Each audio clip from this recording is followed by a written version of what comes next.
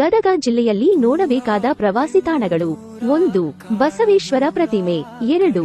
ವೀರೇಶ್ವರ ಪುಣ್ಯಾಶ್ರಮ. 3. ಜಗದ್ಗುರು ತೋಂಟದಾರ್ಯ ಮಠ. 4. ವೀರನಾರಾಯಣ ದೇವಸ್ಥಾನ. 5. ತ್ರಿಕೋಟೇಶ್ವರ ದೇವಸ್ಥಾನ.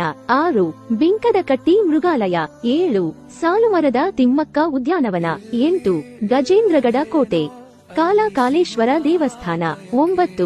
ಸೂಡಿಯ ದೇವಸ್ಥಾನಗಳು. 10. ಡಂಬಳದ ದೇವಸ್ಥಾನಗಳು. 11. ಲಕ್ಕುಂಡಿಯ ದೇವಸ್ಥಾನಗಳು. 12. ಶ್ರೀಮಂತಗಡ ಕೋಟೆ. 13. ಮಾಗಡಿ ಪಕ್ಷಿಧಾಮ. 14.